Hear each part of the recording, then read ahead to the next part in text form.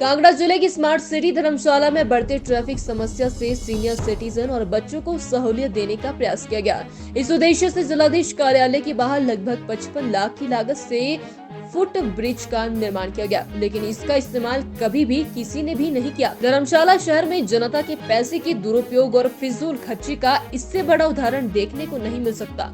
बता दें कि इस फुट ब्रिज पर MP लैंड का पैसा खर्च किया गया। स्टील का बना फुट ब्रिज लगभग 3 साल पहले पूरा हो गया था, लेकिन सबसे खास बात यह है कि इस पुल का एक छोर लोक निर्माण विभाग के आवासीय परिसर के भीतर बनाया गया है, जो दीवार से बंद है। लोग इस फुट ब्रिज का इस्तेमाल नहीं कर सकते। इस पर सांसद किशन कपूर और कई जन प्रतिनिधि पहले ही सवाल खड़े कर चुके हैं। आम लोगों को इसका कोई फायदा नहीं हुआ। और दूसरा, जब ये बन रहा था हमें तो ये समझ नहीं आई कि ये किस टेक्निकल एक्सपर्ट ने इसको पास किया था, क्योंकि हमने उस टाइम पे इतने ऑब्जेक्शन किए। वहाँ पे हमारा स्मार्ट रोड जब बन रहा था तो उसमें जो वॉकवेज बनने थे उसको वॉल जो बाउंड्री वॉल PWD की लगी है वहाँ से उसने जाना था। और अभी जो बना हुआ वो PWD की बाउंड्री वॉल के अंदर बना हुआ, ना उसमें कोई अंदर जा रहा है, और दूसरा सिरा जो उसका वो DC ऑफिस के अंदर से निकल रहा है। मुझे तो ये लगता है कि अगर हम लोग एस्केलेटर लगा देते इसकी जगह तो वो ज़्यादा अच्छा रहता। लेकिन उस टाइम पे हमने एक्सचेंज जो PWD थे उनको हमने बोला था कि इसका बनाने का यहाँ कोई औचित्य नहीं है। और अगर किसी बुज़ुर्ग और बच्चे के लिए महिलाओं की बात करें वहाँ से जाना होगा तो बुज़ुर्ग तो उसमें इतना लंबा वो स्पैन है, चढ़ाई सीढ़ियाँ इतनी बनी हैं कि उसमें तो चढ़ ही नहीं सकते। तो बात आपकी बिल्कुल सही है कि उसका पब्लिक को कोई उसका फ़ायदा नहीं हो रहा, और ये पैसे का तो मुझे लगता है कि मिसयूज़ होगा उसमें। बिल्कुल, देखिए पब्लिक का पैसा है, लेकिन मैं ये मानता हूँ कि जब शहर में हम कोई चीज़ बना रहे हैं तो उसकी डिज़ाइनिंग प्रॉपर होनी चाहिए और उसका जो फ़ायदा अगले 20-25 सालों तक होना चाहिए। अभी इतना बड़ा हैवी स्ट्रक्चर वहाँ पे खड़ा कर दिया गया है जिसका कोई किसी को फ़ायदा ही नहीं हो रहा है।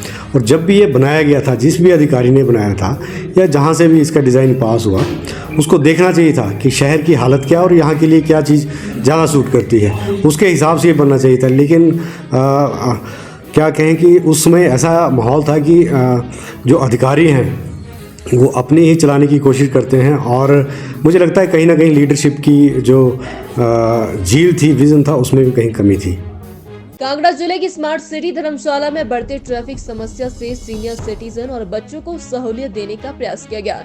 इस उद्देश्य से जिलाधीश कार्यालय के बाहर लगभग 55 लाख की लागत से फुट ब्रिज का निर्माण किया गया, लेकिन इसका इस्तेमाल कभी भी किसी ने भी नहीं किया। धर्मशाला शहर में जनता के पैसे के दुरुपयोग और फिजूल खर्ची का इससे बड़ा उदाहरण देखने को नहीं मिल सकता।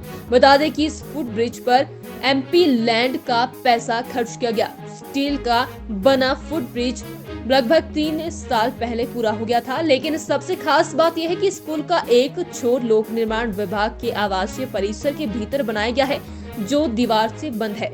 लोग इस फुट ब्रिज का इस्तेमाल नहीं कर सकते। इस पर सांसद किशन कपूर और कई जन प्रतिनिधि पहले ही सवाल खड़े कर चुके हैं। आम लोगों को इसका कोई फ़ायदा नहीं हुआ। और दूसरा, जब ये बन रहा था हमें तो ये समझ नहीं आई कि ये किस टेक्निकल एक्सपर्ट ने इसको पास किया था, क्योंकि हमने उस टाइम पे इतने ऑब्जेक्शन किए। वहाँ पे हमारा स्मार्ट रोड जब बन रहा था तो उसमें जो वॉकवेज बनने थे उसको वॉल जो बाउंड्री वॉल PWD की लगी है वहाँ से उसने जाना था।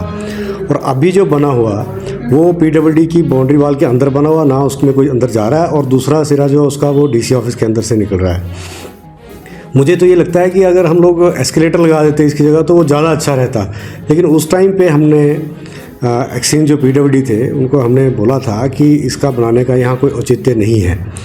और अगर किसी बुज़ुर्ग और बच्चे के लिए महिलाओं की बात करें वहाँ से जाना होगा तो बुज़ुर्ग तो उसमें इतना लंबा वो स्पैन है, चढ़ाई सीढ़ियाँ इतनी बनी हैं कि उसमें तो चढ़ ही नहीं सकते।